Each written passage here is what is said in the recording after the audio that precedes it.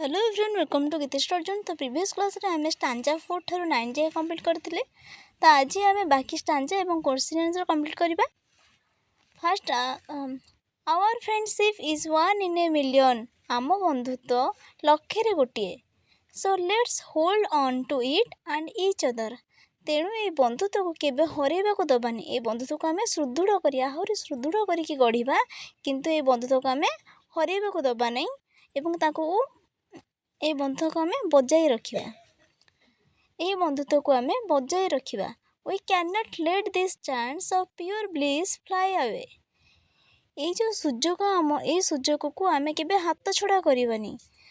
ये जो कारण आम यदि हाथ छड़ा करदे कारण आम यदि हाथ छड़ा करदबा ताहेले आशीर्वाद स्वरूप मिलुथिबा आशीर्वाद स्वरूप मिलुथिबा ये बंधुत्व आम ठारू दूरे जीव। से ये बंधुत्व को माने ये सुजोग को आम के हाथ छड़ा करवानी, जहाँद्वारा आमर जहाँद्वारा आशीर्वाद स्वरूप मिलता बंधुत्व आम ठारू दूरे जीवनी। For their will never be another. यही बंधुत्व को आम के पुणी थे फेरी पाइबानी। आम जदि ये बंधुत्व को थरे हाथ छड़ा करदबा कि ये बंधुत्व को यदि थरे आम हरईदबा ताहले आम पुनर्बार ये बंधुत्व फेरी पाइबानी। आई लव यू, मु तुमको बहुत भल पाए। आई ऑलवेज लव यू, एवं सब बड़े भल पाउथी। I love you, I love you, मु तुमको भल पाए। I will always love you, मु तुमको सब बड़े भल पाउथी। पिला माने हमर पोएमटा सरीगला। एबे आमे क्वेश्चन आंसर करिबा। टू माय ट्रू फ्रेंड्स रो फर्स्ट क्वेश्चन अछि, what does the poet pray for.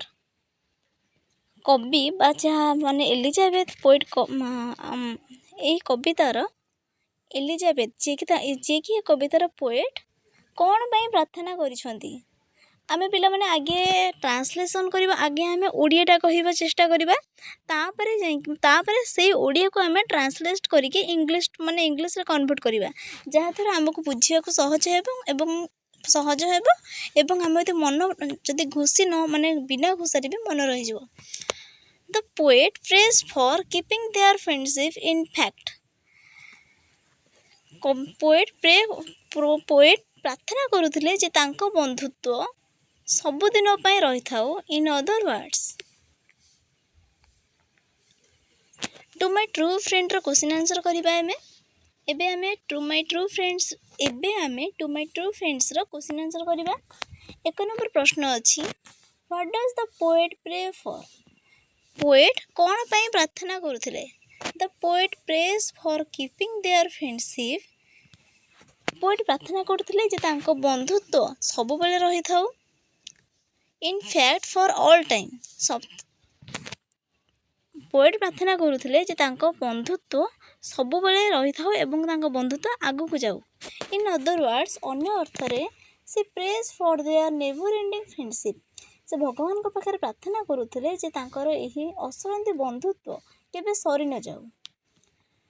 Second question, how did the friend encourage the poet. Poet कर बंधु माने एलिजाबेथ कर बंधु तांको किपरि एनकरेज करुथिले, किपरि तांको उत्साहित करुथिले। Answer, the friend encouraged the poet to keep her going when she was passing through a difficult time. तांको बंधु सही समय तांको एनकरेज करुथिले, उत्साहित करुथिले जेतेबेले एलिजाबेथ कोनोसी एक विपदपूर्ण परिस्थिति रे सम्मुखीन होउथिले, सही समय रे तांको बंधु तांको आगो को बढ़िया पई आश्वासन दउथिले एवं तांको उत्साहित करुथिले। Question number 3, how did the friend reassure her. बंधुटी तांको बंधु किपरि तांको reassure करथिले। How did the friend reassure her. तांकर बंधु माने एलिजाबेथ को बंधु किपरि तांको मन रे पुणी थरे साहस आनी दउथिले। The friend reassured her. तांको बंधु साहस आनी दउथिले किपरि, by telling her to get rid of sorrow and infusing in her mind the hope of a better tomorrow that will bring her joy and happiness. ସିଏ ଏହି କଥା କହିକି ଏହି କଥା କହିକି ତାଙ୍କ ମନରେ ସାହସ ଆଣି ଦେଉଥିଲେ। କ'ଣ ନା କ'ଣ କହୁଥିଲେ ନା ଏହିପରି କଥା କହୁଥିଲେ ଯାହାଦ୍ୱାରା ତାଙ୍କ ମନର ଦୁଃଖ ଚାଲି ଯାଉଥିଲା ଏବଂ ଇନଫ୍ୟୁଜିଂ ହର୍ ମାଇଣ୍ଡ, ଏବଂ ଇନଫ୍ୟୁଜିଂ ମାନେ ତାଙ୍କ ମନ ଭିତରେ ଭର୍ତ୍ତି କରୁଥିଲେ ଯେ the hope and infusing in her mind the hope of a better tomorrow, ଏବଂ ତାଙ୍କ ମନରେ ଏଇଟା ଭର୍ତ୍ତି କରିଦେଉଥିଲେ ଯେ ଆସନ୍ତାକାଲି, ଆଜି ସିନା ପରିସ୍ଥିତି ଖରାପ ଅଛି କିନ୍ତୁ ଆସନ୍ତାକାଲି ପରିସ୍ଥିତି ବଦଳିଯିବ ଏବଂ ପୁଣି ଥରେ ତୁମ ପାଇଁ ଖୁସି ଏବଂ ଆନନ୍ଦ ଆଣିଦେବ। ଆଜି ହୁଏତ ତୁମେ ହାରିଯାଇଛ କିନ୍ତୁ ଆସନ୍ତାକାଲି ତୁମେ ପୁଣି ଥରେ ଚେଷ୍ଟା କରିବ, ତାହେଲେ ତୁମେ ପୁନର୍ବାର ତୁମେ ଜିତିଯିବ ଏବଂ ତୁମ ମନରେ ଆନନ୍ଦ ଏବଂ ଖୁସି ଆସିଯିବ। Question number 4. Why did the poet trust her friend? Poet Elizabeth କାହିଁକି ତାଙ୍କ ଉପରେ ଭରସା କରୁଥିଲେ? Answer. The poet trusted her friend. ପିଲାମାନେ ଏଇଟାରେ ଭୁଲ ଲେଖା ହେଇଛି, trusted ଲେଖା ହେଇଛି, ସେଇଟା କିନ୍ତୁ trusted ହେବ। The poet trusted her friend because he was always there to advise and encourage. Because he was always there to advise and encourage when she found herself in a fix ମାନେ ସଙ୍କଟ। ପ୍ରଶ୍ନ ଥିଲା ଯେ କି ପୋଏଟ୍ଙ୍କ ମନରେ ତାଙ୍କ ବନ୍ଧୁ ପ୍ରତି ଏତେ ଭରସା କାହିଁକି ଆସିଥିଲା, ଏତେ ବିଶ୍ୱାସ କାହିଁକି ଆସିଥିଲା? କାରଣ ଯେତେବେଳେ ପୋଏଟ୍ ବିପଦପୂର୍ଣ୍ଣ ବା ସଙ୍କଟପୂର୍ଣ୍ଣ ପରିସ୍ଥିତିରେ ପଡ଼ୁଥିଲେ ସେତେବେଳେ ତାଙ୍କ ବନ୍ଧୁ ତାଙ୍କୁ ଉପଦେଶ ଦେଉଥିଲେ ଏବଂ ଉତ୍ସାହିତ କରୁଥିଲେ ଆଗକୁ ବଢ଼ିବା ପାଇଁ, ତାଙ୍କୁ ଉତ୍ସାହିତ କରୁଥିଲେ ଯେ କି ଆଗକୁ ବଢ଼ିବା ପାଇଁ। Question number 5. How did the friend inspire self-confidence in How did the friend inspire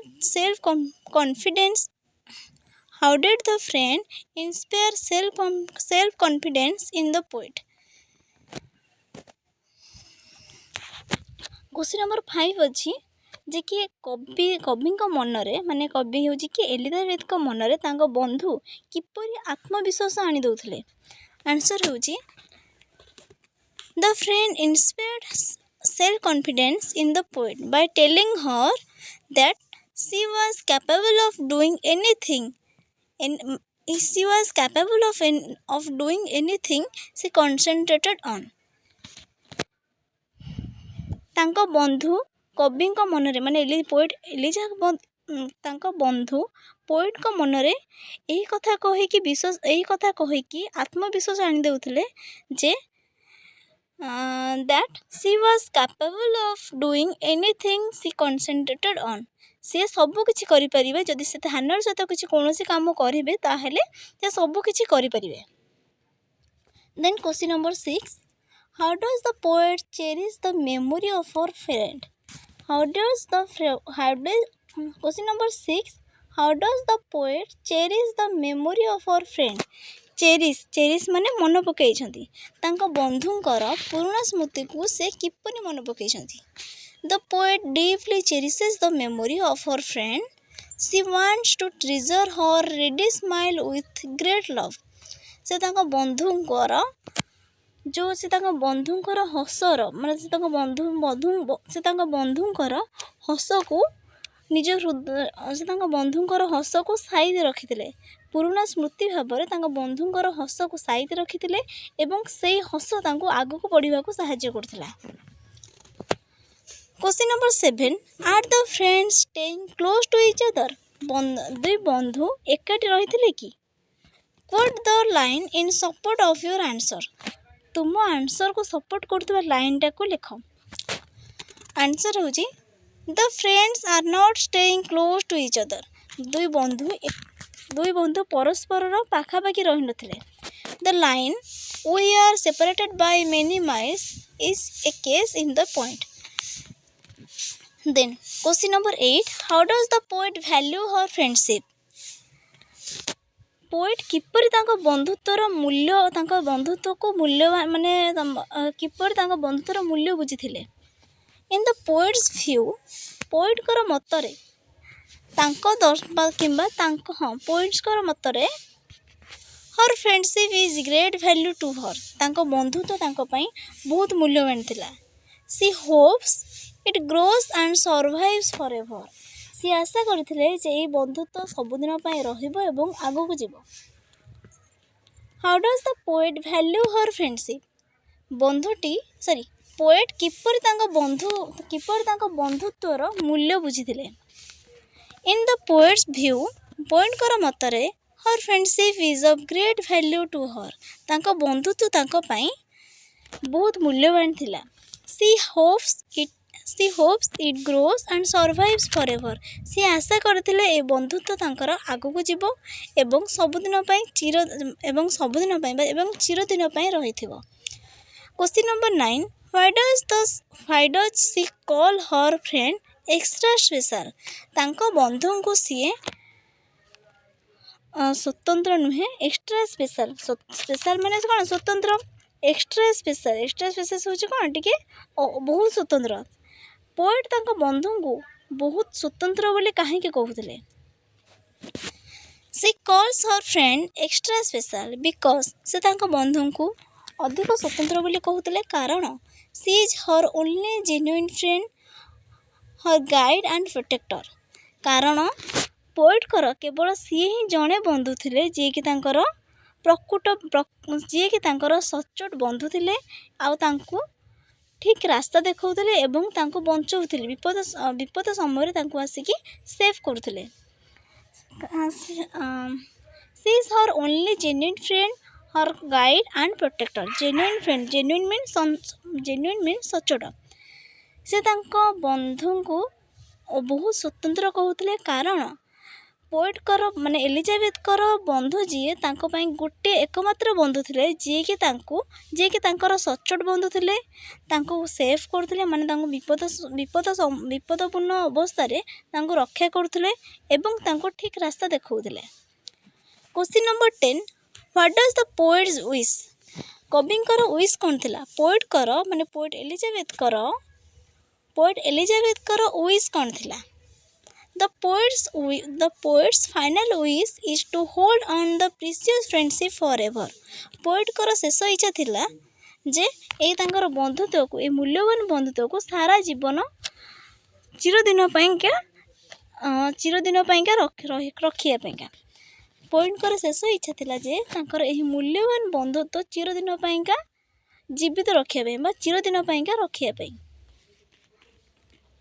तो पिलाने आमर to my true friends total question answer complete हो गला। तब तुम मैंने जब बुझीपार तेज मत कमेंट सेक्शन में कमेंट कर तुम मान जब कौटी डाउट रोचे ताहले मत पिलाने तुम जब बुझीपार तार लाइक पिलाने तुम मैंने जब भिडियोटी को बुझीपारुच ताहले मत भिडियोटी को लाइक एवं शेयर कर लाइक एवं सब्सक्राइब कर। तुम मैंने जब तुम मान जब कौन चैप्टर कि जेकोसी सब्जेक्ट जब डाउट रोचे ताहले मत कमेंट सेक्शन में कहले मुझे तारी ऊपर वीडियो आनिबी।